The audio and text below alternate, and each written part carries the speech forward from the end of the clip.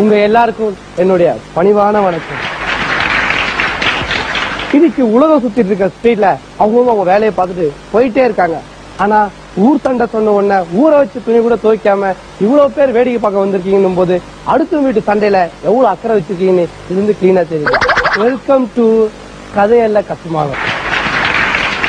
இன்னைக்கு கதையல்ல கசுமாலம் நிகழ்ச்சிக்கு வீண் சண்டை வச்சுட்டு வந்திருக்க ஒரு குட்டி சாத்தான் அதை இப்ப இங்க வரும்படி அழைக்கிறேன்.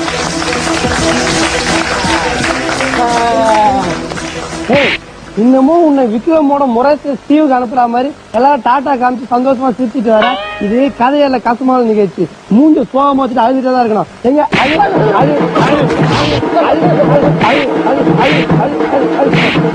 பாத்தீங்களா இவருக்குள்ள எவ்வளவு சோகம் இருந்தா இப்படி தேம்பி தேம்பி அழுவாரு.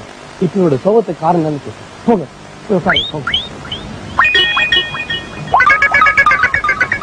சும்மா அழுதுனேக்காரா பிரச்சனை சொல்லு. என் கனவுல என் பொண்டாட்டி பிள்ளைங்க சொந்தக்காரங்க தேவையில்லாதவங்களா வர்றாங்க மேடம். ஆனா நான் எதிர்பார்க்கிற ஆளு வரல மேடம். இந்த கறி புடிச்ச கடாயை முடிஞ்சு வச்சுட்டு நீ யார கனவுல எதிர்பார்க்கிற? திரிஷா மேடம். பாத்தீங்களா விக்ரம், சூர்யா, அஜித் இவங்க கனவு எல்லாம் போய் டூயட் பாரு. திரிஷா இந்த பன்னட கனவுல மட்டும் போக மாட்டாங்க. இந்த பரதேசி இந்த பாவம் செஞ்சாரு. இந்த பன்னிக்குட்டிக்கும் ஆசை பாசலா இருக்காதா? இந்த பிரச்சனை நம்ம சும்மா கூடாது. இப்பவே நடிகர் சங்க தலைவர் விஜயகாந்த் சார்ட்ட போன் பண்ணி இந்த பிரச்சனைக்கு ஒரு முடிவு கேட்போம். Hello sir, good evening. நாங்க கதையல்ல கசுமால நிகழ்ச்சியில இருந்து குஸ்மி பேசுறேன். ஏமா கதையல்ல கசுமாலம்னு தமிழ்ல தலைப்பை வச்சுக்கிட்டு குட் ஈவினிங்னு ஆங்கிலத்துல சொல்றீங்க? ஏன் நல்ல சாயங்காலம்னு தமிழ்ல சொன்னா எவ்வளவு அழகா இருக்கும். சரிங்க சார், நல்ல சாயங்காலம். என்னது சாரா? நான் என்ன எலுமிச்ச சாரா இல்ல கரும்பு சாரா? மரியாதையா ஐயான்னு கூப்பிடுமா? உங்களை ஐயான்னு கூப்பிட்டா சரத்குமார் என்ன பையான கூப்பிடுறேன். உட்கார்றா. யார்கிட்ட பேசிட்டு இருக்கோம் தெரியுமா? கேப்டன் கிட்ட பேசிட்டு இருக்கோம். மேடம், இந்தியா கிரிக்கெட் கேப்டனா இல்ல டைட்டானிக் கப்பல் கேப்டனா? வாயமுறா அனுமாரு. உன் பிரச்சனை தீங்க வந்தா என்ன பிரச்சனை மாட்டி விட்டுருவோம் போல. இது ஐயா சாரிங்க ஐயா. என்னது சாரியா? மன்னிப்புன்னு தமிழ்ல கேட்க வேண்டியதானே? கேட்கலாம். மன்னிப்புன்னு கேட்டா தமிழ்ல எனக்கு பிடிக்காத வார்த்தை மன்னிப்பு அப்படின்னு திருப்பி எங்க கிட்டே சொல்லுவீங்க. அதனாலதான் ஐயா ஐயா ஹலோ ஹலோ லைன் கட் ஆயிடுச்சு நினைக்கிறேன். இப்ப பாத்தீங்கன்னா ஜான்சன் வாழ்க்கையில அவருடைய கனவுல திரிஷா வரலன்ற குறை அவருக்கு இருக்கு. இப்படி ஒவ்வொரு மனுஷனுக்கும் ஒவ்வொரு குறை இருந்துகிட்டே இருக்கு. ஆனா அதெல்லாம் மீறி ஜெயிக்கிறவன் தான் ஒரு உண்மையான மனுஷன். அப்படி வாழ்க்கையில ஜெயிச்சவர் தான் இப்ப நம்ம ஸ்டுடியோக்கு வந்திருக்காரு. வாங்க மிஸ்டர் தேசிய ராஜா, வாங்க. நீங்க இவ்வளவு உயரம் வரத்துக்கு யாரு காரணம் தெரிஞ்சுக்கலாமா? லிப்ட் தான் மேடம் காரணம். லிப்ட் மட்டும் இல்லன்னா நான் இவ்வளவு உயரத்துக்கு வந்தே இருக்க முடியாது. டேய் ஓல்டு மங்க மூஞ்சா, நீ 3வது மாடிக்கு எப்படி வந்தேன்னு கேட்கல, வாழ்க்கையில முன்னுக்கு எப்படி வந்தேன்னு கேட்டேன். சொல்றேன் மேடம்.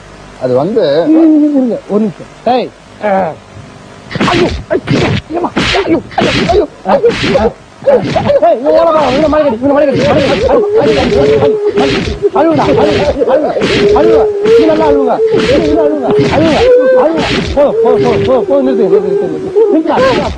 இதே மாதிரி 2 பேரும் நல்லா தேம்பி தேம்பி அழுவுங்க. இப்படி அழுது இருந்தாதான் இந்த நிகழ்ச்சியை பாக்குற லேடிஸும் போன்னு அழுவாங்க. ப்ரோக்ராம் ஹிட் ஆகும், நிறைய பணம் வரும், ஆளாளுக்கு அமுகின்னு போலாம். இப்ப சொல்லுங்க மிஸ்டர் தேசிய ராஜா, இந்த செவந்த கண்களோட தேம்பி தேம்பி அழுதுகிட்டே சொல்லுங்க, உங்க பிரச்சனை என்ன? நான் ஜெயிச்சு இந்த நிலைமைக்கு வர்றதுக்கு முன்னால எனக்கு ஏகப்பட்ட தோப்புங்க. ஏகப்பட்ட தோப்புன்றிய தென்னந்தோப்பா, மாந்தோப்பா இல்ல வாழைத்தோப்பா? எந்த தோப்பா இருந்தா சார் வாங்குவீங்க? சும்மா கொடுத்தா 3 தோப்பிய வாங்கிக்கலான்னு இருக்கேன். டேய், உன்னை நம்பி தலை வாடுற 1,000 ரூபாய் சீப்பே தர மாட்டாங்க, நீ தோப்பு வாங்குறியா?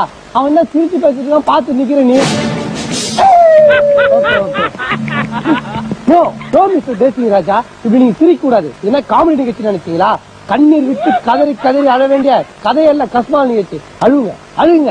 வாங்க மேடம், இங்க பேசுறதுலாம் கேட்க சொல்ல அப்படியா? டேய், இன்னும் சீக்கிரம் பார்த்து நிக்கிற.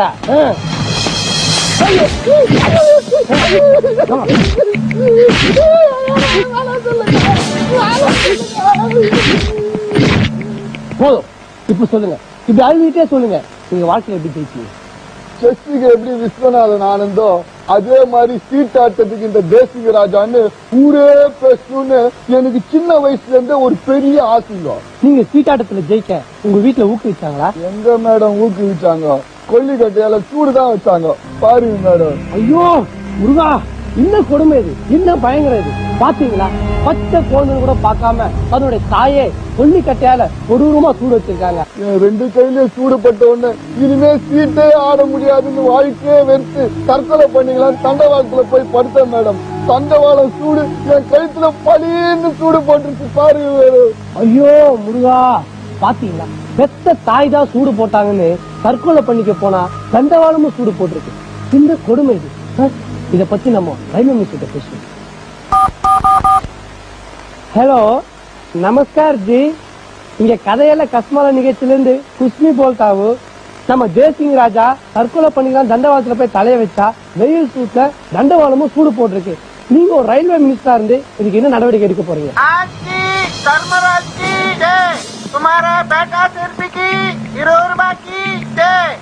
Thank you G. ரயில்வே மினிஸ்டர் என்ன சொல்றாருன்னா, வெயில காஞ்சிட்டு இருக்க தண்டவாளத்துக்கெல்லாம் இன்னும் 1 மாசத்துல கூரை கட்டி தரேன், அதுக்கப்புறம் தண்டவாளம் சுடாது, யார் வேணாலும் வந்து தைரியமா தற்கொலை பண்ணிக்கீங்கன்னு சொல்றாரு. உங்களை யாராவது தற்கொலை பண்ணின்ற ஆசை இருந்தா உடனே நீங்க கதையல்ல கஸ்மால் நிகழ்ச்சிக்கு SMS அனுப்புங்க. உங்களை அதிர்ஷ்டசாலை நாங்க தேர்ந்தெடுத்து அமிதாப் பச்சனோட அந்தமான் நிக்கோபாருக்கு உங்க செலவுல கூட்டு போயிட்டு வருவோம். அதுவரை காத்திருங்கள். கதையல்ல கஸ்மால்.